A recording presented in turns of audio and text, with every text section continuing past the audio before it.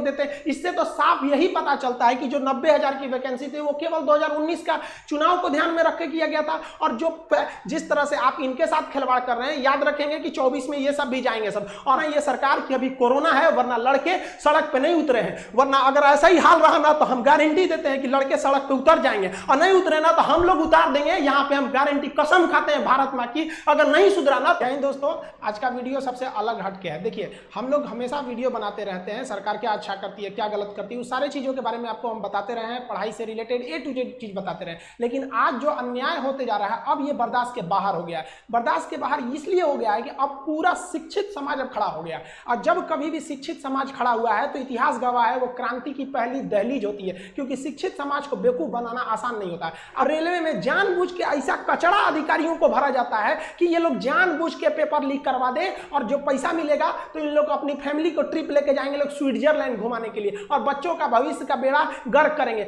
मार्च 2019 में एक वैकेंसी निकाली गई, 90,000 रेलवे की वैकेंसी निकाली गई। लोगों को लगा कि ये वैकेंसी उनके भविष्य के लिए। तो सर भी फॉर्म भरे थे, इनका रिजल्ट 3 जगह दिया है, खुद नौकरी छोड़ के आ रहे हैं। यहां भी रिजल्ट दिया है, यहां भी दिया है, यहां भी दिया है। जबकि सर एक और समस्या क्या है, इंटर वालों को तो पूरा बर्बाद कर दिया है। इंटर वालों को तो मतलब ऐसा बर्बाद किया जिसका कोई हद नहीं। ग्रेजुएशन वालों को तो थोड़ा बहुत बक्सा भी है। हमेशा आपके हक के लिए आवाज उठाएंगे, और जिस दिन खान सर आपके लिए आवाज नहीं उठाएं उस दिन समझ। और एक स्टूडेंट क्या कर रहा था कि सर आप हम लोग के लिए आवाज उठाइए। अरे यार, तुम्हें बोलना पड़ेगा कि स्टूडेंट के लिए आवाज उठाएं। हम किस समय आपकी आवाज नहीं उठाएं? जब भी आपके साथ कोई समस्या होगी, हमेशा आपके साथ खड़े रहेंगे, हमेशा आपके हक के लिए आवाज उठाएंगे। और जिस दिन खान सर आपके लिए आवाज नहीं उठाएं उस दिन समझ जाइए कि ऊपर वाले ने खान सर को उठा लिया। हम लोग बहुत जल्दी इसको वेल तरीके से सारे टीचर्स के साथ हम भी सबको कॉल कर रहे हैं कि आगे क्या रणनीति है, इसको कैसे सुधारा जाएगा, सुधार के हम लोग लिया जाएगा। चलता है कि जो 90,000 की वैकेंसी थी वो केवल 2019 का चुनाव को ध्यान में रख के किया गया था। और जो पहले से जो ट्रैक रिकॉर्ड आ रहा है, अगर उस हिसाब से अगर हम बात करें तो ये जो 90,000 रेलवे की वैकेंसी है, ये 2024 के इलेक्शन तक जाके ये उसको फाइनल किया जाएगा। यानी अब हिंदुस्तान में एक ट्रेंड बन चुका है कि एक वैकेंसी से आप दो एकदम बढ़िया से चुनाव जीत सकते हैं। इन लोग को ये नहीं समझ में आता है कि स्टूडेंट की लाइफ के साथ खेलना एकदम घातक है, क्योंकि एक बार अगर युवा बिगड़ गया ना तो फिर संभालना मुश्किल है। तलवारों के साए पर इतिहास हमारा बनता है, जिस ओर जवानी चलती है उस ओर जमाना चलता है। गवर्नमेंट को नहीं भूलना चाहिए कि ये युवा ही है जिन्होंने इस सरकार को फर्श पे पड़ी थी, इसे उठाकर अर्श पे पहुंचा दिया।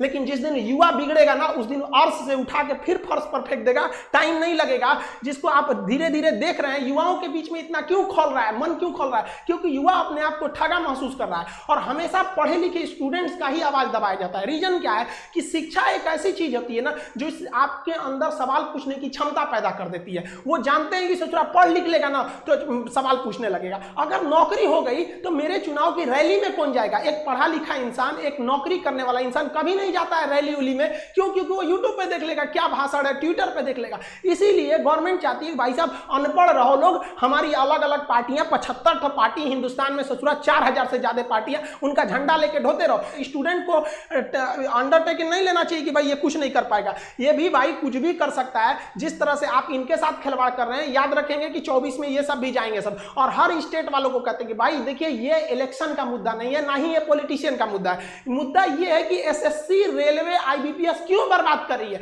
हम लोग गवर्नमेंट को केवल इसीलिए टारगेट कर रहे हैं क्योंकि ये संस्थाएं गवर्नमेंट के अंडर में काम करती है। वरना हम लोग को राजनीति से क्या मतलब है? टीचर अपने राजनीति से दूर रहता है, कोई इसमें भाग नहीं लेता है। लेकिन आज बताइए कौन सा टीचर बगावत करने के लिए नहीं उतरा है? अब टीचर उतरेगा तो स्टूडेंट उतर जाएगा। हम लोग के लिए सबसे बड़ा चीज होता है स्टूडेंट। पहले हमारे लिए स्टूडेंट है, उसके बाद कुछ चीजें होते हैं, और स्टूडेंट के लिए खड़ा होना पड़ेगा। हम स्टूडेंट, हमारे पास मैसेज पे मैसेज आ रहा है कि सर आप भी कुछ करिए। एक्चुअली क्या था कि हम अनाथ आश्रम को लेकर थोड़ा सा बिजी थे, हम घर पे नहीं थे। आप लोग भी देखेंगे स्टूडियो हम घर पे नहीं बना रहे हैं, बाहर से बना रहे हैं। थोड़ा अनाथ आश्रम में कुछ प्रॉब्लम आए, वहां आए लड़कों को देखे। हम टीचर्स को भी बहुत बहुत धन्यवाद देते हैं। हर जगह के राज्यों को कहते हैं आप आगे बढ़िए, आपका विरोध करता है। आज तक आप इतिहास उठा के देखिए, किसी भी टीचर का आप वीडियो उठा के देखिए, उसके प्लेलिस्ट में जाइए, 2 साल 3 साल पुराना वीडियो देखिए, वो कभी नहीं कहेगा कि गवर्नमेंट खराब है। वो पढ़ाई से रिलेटेड बात करेगा, जहां आप अच्छे हैं अच्छा कहेगा, जहां आपकी नीतियां गलत है गलत कहेगा। चाहे किसी भी टीचर का देखिए, टीचर कभी राजनीति नहीं करता, लेकिन आज मजबूर कर दिया गया, मजबूर किया गया कि आप खड़े होइए।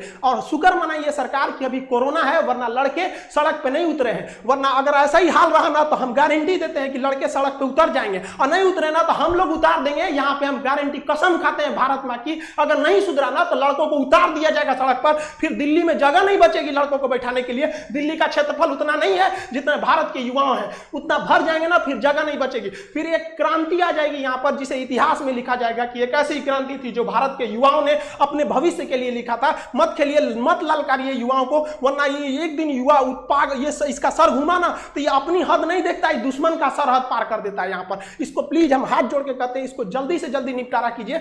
ऐसे समझ, ये एकदम ज्वलंत मुद्दा है, लड़का कहां जाएगा। और कोरोना के बीच में तो सबके मन में एक भावना पैदा कर दिया है कि कोरोना जैसे आपातकाल में एक घर में एक सरकारी नौकरी का होना जरूरी था, इसीलिए लड़का तैयारी कर रहा है कि प्राइवेट वालों का जॉब चला गया, जिनकी सरकारी थी कम से कम कुछ तो मिल रहा था वहां पर। आप खिलवाड़ किए जा रहे हैं, एसएससी, रेलवे, ये कि आप किसी भी टीचर को देखिए, कोई टीचर चुप नहीं होगा। आप भले कुछ भी कहिए, एंटी नेशनल कह दीजिए, कुछ भी कह दीजिए, हम लोग को नक्सलाइट कह दीजिए, कोई दिक्कत नहीं है। आप लड़कों को रोजगार दीजिए और रोजगार मांगेंगे, ये हमारा अधिकार है। अगर अधिकार मांगना बगावत है तो समझो कि हम बागी हैं। आप समझिए, हर टीचर कोई मजबूरी में आया है, कोई टीचर को शौक नहीं लगाता है कि गला फाड़े, उसको पढ़ाने से फुर्सत नहीं मिला रहता है। हम सारे स्टूडेंट को कहते हैं, आप जो भी कमेंट करें, जो भी हैशटैग चलाएं, उसमें दो चीजों का ध्यान दें। कहीं भी हिंसा को बढ़ावा देने वाला काम न करें और अभद्र भाषा का प्रयोग न करें, क्योंकि अगर इस तरह का प्रयोग करेंगे तो फिर सरकार को एक बहाना मिलेगा आपके इस आंदोलन को कुचलने का। आप एकदम अहिंसक रूप से, एकदम सभ्य तरीके से अपना विरोध दिखाएंगे